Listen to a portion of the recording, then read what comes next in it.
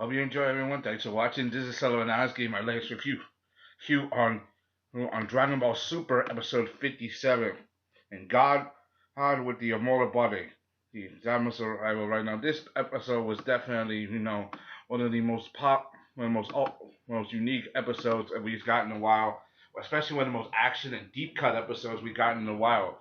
Like starting off from the bat, like for example, Zamasu arrives on the battlefield, like I determined Saint into black, and I told you Goku is my prey. I'm the one who's gonna beat him. Like wow, I'm like Zamos. We knew that Zamos has, and this looks like this version of Zamos has gone completely dark. Unlike the Zamos that was struggling with himself and starting to accept the darkness, this one has accepted the darkness completely. So this is virtually future Zamos, and past Zamos. He's still dealing with what's happening. It's obvious. It also adds to the mystery. We thought that Zamos was black, but now they realize that Zamos and Black are completely two different people. So it asks the question: who is Goku Black? That is just deepening the mystery. That is this arc, overall. Let's. The action in this episode was definitely very unique. I liked it. One of my favorite parts of the moment was when Zamas and Goku, who fought each other. It seems that Zamasu has gotten way stronger since the last time. Even though he fought against Goku, Goku once, and Goku wasn't even using his full power at the time. He wasn't using Super Saiyan Blue, but now that Super Saiyan Blue, he's able to block him with just one hand. It seems like it's like a reverse of what happened, like a replay, which is overall very interesting. And things have changed in such a way.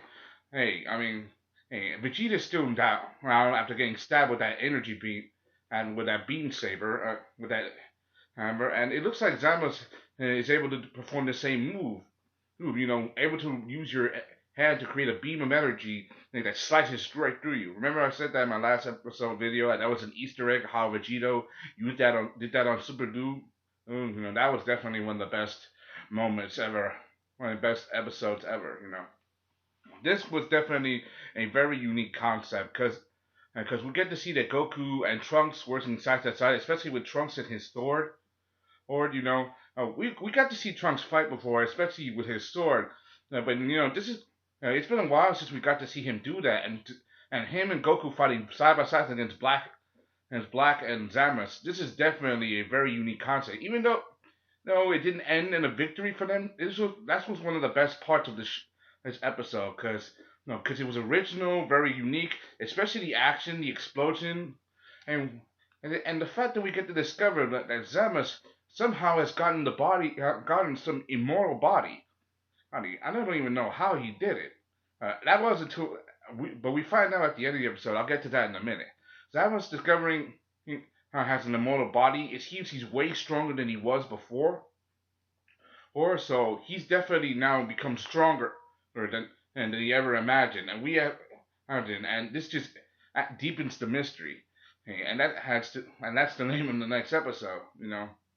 Overall, even though it took everything Goku and Trunks had to fight, and yet it couldn't land a single blow on these guys, being outmatched and overwhelmed, which was literally a shocker. One thing I gave it moments is that out of all the people, the ones who saved Goku and Trunks from sheer death, if we know that, we know that Goku, that Yajirobe's alive in the future, but Yajirobe is the one who managed to save them from almost dying. That and Vegeta. Vegeta, gave one last energy blast before finally collapsing, and Yajirobe managed to save Trunks and Goku. He did. He couldn't rescue Vegeta because he was fat. He couldn't carry two people at a time, saying how they were heavy and you need to go on a diet, and Goku did want to hear that. That was the humor in it. Yajirobe, he might not be the most popular character of Dragon Ball Z, but you gotta admit, having him, around, he can be useful at some time, especially when he, like cut off Vegeta's tail. That's one of the craziest Dragon Ball Easter egg moments ever. The guy that was lazy, wanted to eat, and just run away was the one that saved the day overall. Almost saved the day, which I was super pissed about what happened. And so, overall. My analysis is to say Trunks with help from the Resistance. Overall, they have no choice but to retreat because of how badly they got beaten. They got spanked, and by spanked I mean spanked hard. I mean, and we know that this whole black we knew that when we were gonna get Black Goku who into this series that it wasn't gonna be easy. I mean, hell, if he's Goku, that means he has the same strength and equal power to Goku, who but damn, he's so strong, especially with his Super Saiyan Rose form, and the fact that he has Zamos as backup. That's definitely a very a hard twist.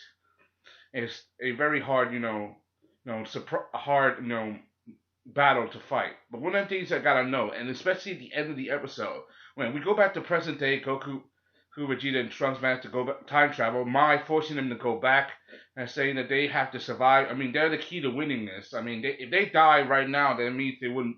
That means it would have been for nothing.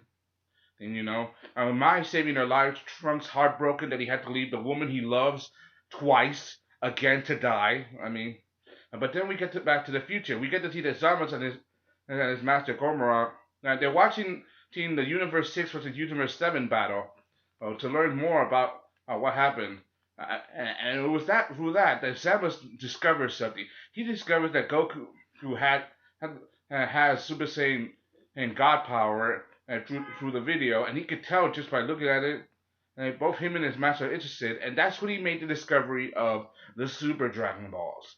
Now that's when the episode ends, and we get the preview. And this is the theory. Spoiler alert for what's happening next. If you guys didn't watch the episode or missed it, I think that Zamasu has used the Super Dragon Balls to cast a wish upon himself, to make himself stronger than the gods of destruction, to turn himself into a living god, so powerful that not even Beerus could beat him. And it makes sense overall, especially at the end of the episode when he went to that guy, the guy who knows everything. When Bulma went to that guy to discover who would Jocko discover what are the Super Dragon Balls. We learned that the Super Dragon Balls, they existed between Universe 6 and Universe 7, and there were only seven of them. And that was just speculation.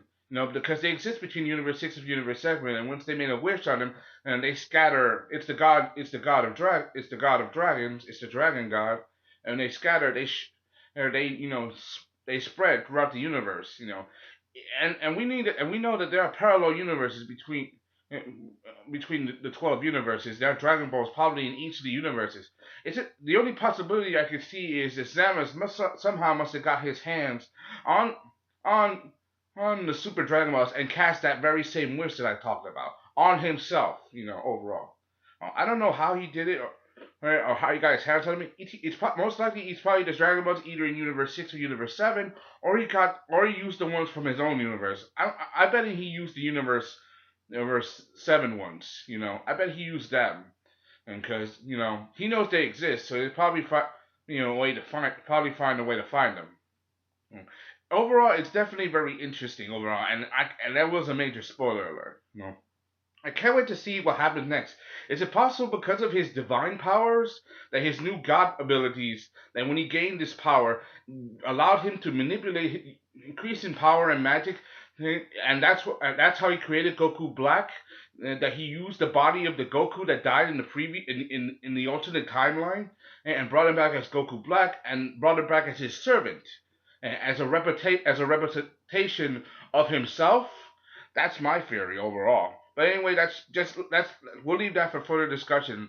And that's all I gotta say. Hope you enjoyed. Thanks for the comment. Thank you. This is Sellavin giving my latest review on Dragon Ball Super episode 57. Can't wait to see.